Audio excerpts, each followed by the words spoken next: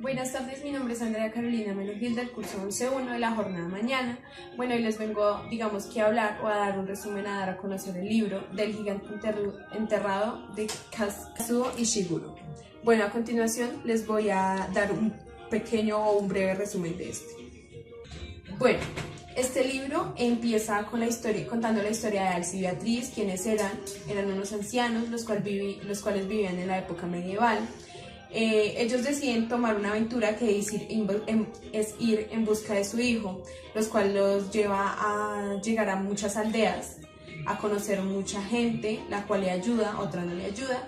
Entonces, digamos que en esta historia se desenvuelve en la neblina. ¿Qué es la neblina? Es algo que les hace borrar la memoria. Esto se desenvuelve en eso porque ellos quieren saber qué pasa, dónde está el hijo, porque no se acuerdan de sus historias. En esto también encuentran a Winston y a Edwin, quienes son unas personas que los acompañan, pero también iban en busca de lo que provocaba la neblina. Aquí conocen a un barquero, el cual les dice que él lleva a las parejas, pero tienen que pasar una prueba. ¿Qué es esta prueba? Recordar algún momento de ese amor que llegaron a sentir. Ellos necesitan encontrar a quien provoca la neblina para que los deje recordar algún momento y ellos puedan ir juntos a buscar a su hijo a la isla. Luego de esto se enteran de que su hijo ha muerto, por eso está enterrado en la isla. Entonces ahí es cuando ellos deciden tomar este viaje e ir a buscarlo hasta la isla. En medio de esto se encuentran otra vez con el barquero, el cual les hace la prueba y ellos pasan esta prueba. Pero entonces el barquero les hace una trampa porque pasa a Beatriz y deja a Alce. Ahí es cuando le da mucha rabia, pero él no puede hacer nada y lo único que dice es despedirse de ella, diciéndole adiós mi único y verdadero amor. También podemos ver que nos habla del rey Arturo y de Merlín, dos personajes también que hacen una parte funcional de este libro, de este cuento. Y también podemos ver a Winston, quien también, digamos, empieza a ser parte o empieza a relatar un pedazo muy importante de este cuento. Bueno, entonces ahora les voy a, dar a conocer a ustedes el pacto narrativo. El pacto narrativo es lo que hace el escritor para que el lector entienda y no se pierda el hilo de la historia. Uno de estos es que es traducido por Mauricio Bash del japonés al español. La ilustración cubierta es hecha por Pedro de Castro, o sea, digamos que es como la portada, por decirlo así. El editor digital es Titi Villus, el cual lo publica porque no se encuentra en físico acá en Colombia. También me pareció, que me llamó mucho la atención una hoja que hay en blanco mirando el libro que dice Deborah Rogers de 1938 a 2014. Yo lo asimilé con que de pronto era en memoria de esa persona que era muy importante para el escritor. Bueno, la tesis interpretativa de este libro es que este libro es de fantasía, pero a la vez tiene un poco de realidad. ¿Por qué fantasía? Porque nos cuenta sobre ogros, sobre duendes, sobre gigantes, pero pues es algo que es muy irreal, pero a lo cual el escritor le da mucha importancia. ¿Qué tiene de real? Es que, en la época en la que ellos vivían, se surgían estas guerras de las que nos cuenta este libro. Bueno, en este libro también podemos encontrar el vocabulario, que son las palabras que, yo no entiendo. En la primera parte, está fardos, impavidad, ralentizaba, bifurcación, setas, meandro, abanillo, jigarros, brezo, tojo, letanilla, traupe, tesan. Palabras que, en la cultura de ellos no es lo mismo que nuestra cultura. Está tepe, aleros, horadaciones, sajones, oteando, marismas, respato, incordio, gesticular, guadañas, báculo y lírica. Y hay muchas más de estas. También tenemos los temas que podemos evidenciar. En la primera parte, un tema de los que, que los temas son los que representan todo un capítulo, pero en solo, una palabra o en algo que sea significativo. La primera fue miedo. ¿Por qué miedo? Bueno, les voy a decir una pequeña frase que dicen ellos. Es que al comienzo ellos le tienen miedo a los ogros. Entonces viven debajo, las casas de ellos están debajo de la tierra para que los ogros no los encuentren, ya que le tienen miedo a estos. En la segunda parte yo puse de tema viaje. porque aquí en la segunda parte es cuando ellos emprenden este viaje y empiezan a conocer, empiezan a ir a otras aldeas y empiezan a explorar el mundo que no habían explorado por el miedo. Bueno, la tercera y última parte es la desconfianza. ¿Por qué desconfianza? Aquí es cuando a lo último ya ellos empiezan a desconfiar de todos los que estaban a su alrededor, ya que no saben si son buenos o malos a medida de las historias que van encontrando por todas las aldeas. Y también desconfianza al barquero, por lo que les dije, ya que no sabían si los iba a llevar juntos o los iba a llevar por separados. Bueno, está el cronotopo, que es lugar más espacio igual a sentimiento. Yo puse entrada de madriguera, digamos que por la mañana, pero a la vez era como madrugada, digámoslo así. Insomnio. ¿Por qué insomnio? Les voy a decir una pequeña parte que él dice. Él dice que él está despierto, no puede dormir, está mirando hacia la ventana y empieza a tener estos recuerdos de los que estaba sintiendo. El cronotopo de la segunda parte es campo más mañana igual a pánico. ¿Por qué pánico? Aquí es cuando ellos se encuentran con un ogro o se tropiezan con él y no saben qué hacer, sino deciden esconderse, ya que del mismo miedo de las historias que han contado que hacen ellos, les empiezan a temer y empiezan a correr. En la tercera, el cronotopo es aldea de sajones, noche igual a traición. ¿Por qué traición? En esta parte hay un pedazo de una fracción donde los monjes, aldea de los monjes, discúlpenme. Los monjes llegan y lo traicionan a Winston y a los ancianos porque le ponen una trampa y hacen que todos los guerreros de Lord Remus lleguen a donde estaban ellos. Bueno, los personajes que podemos evidenciar en este libro son Alf y Beatriz, que son los principales. Está Winston, está Edwin, está Sir Gawain, está Kerry, está Lord Remus, está Arturo, está Merlín, está el barquero, también está Marta, una niña, también podemos encontrar a una anciana, a la bruja, que como tal no es bruja, sino es como sanadora, una vaina así le dicen a ella en el pueblo, y los monjes, los sajones y ya.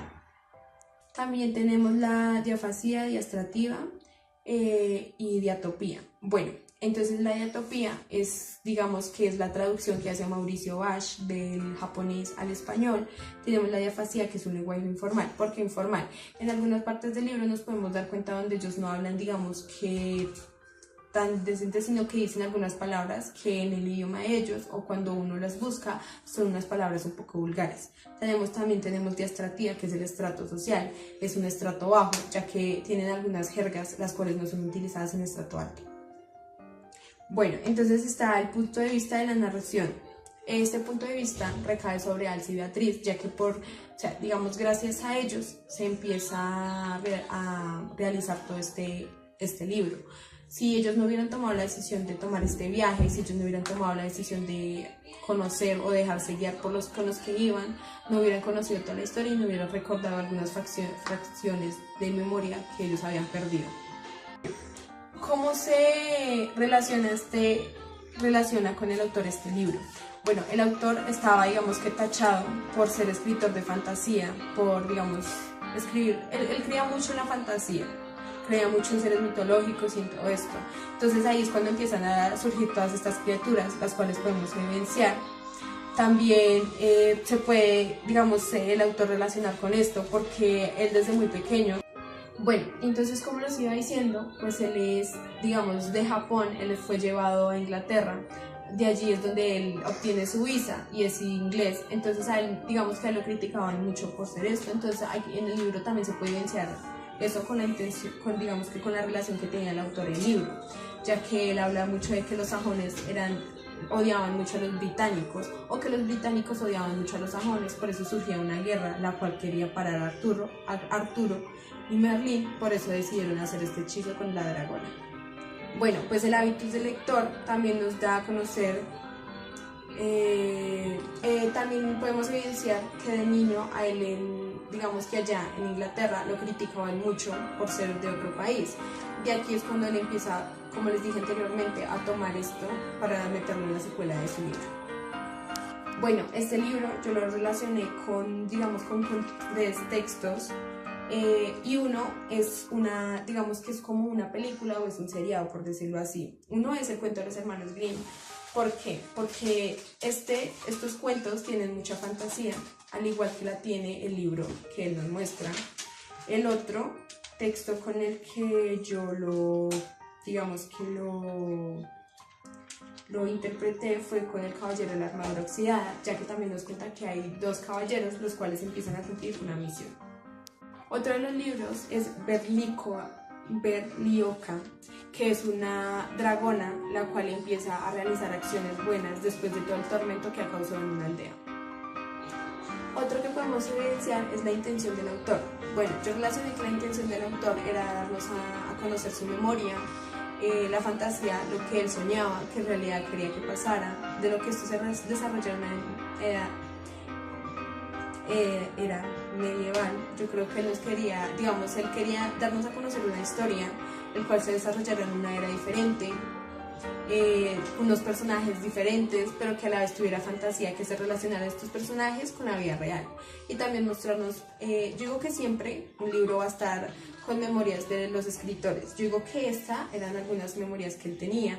También cuando vemos el hábitus o digamos conocemos la biografía del escritor, nos damos cuenta que él habla mucho de la memoria, que él dice que por más de que pasen los hechos o por más que pasen los años, uno siempre va a tener los recuerdos de esa gente que llegó a conocerlo, es importante para la vida de uno.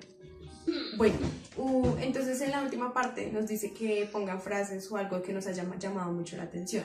A mí me llamó mucho la atención en la parte en la que ella le dice a Alex que se quede tranquilo, y cuando él le dice adiós, mi único y verdadero amor, porque la verdad es un poco, digamos que no concuerda mucho con la historia, ya que al comienzo nos dice que él era muy cariñoso con ella, que de cosas de estas, pero al final nos damos cuenta que los terminan separando. Entonces quiere decir que digamos como tal la prueba que les hizo el barquero no fue pasada por ellos.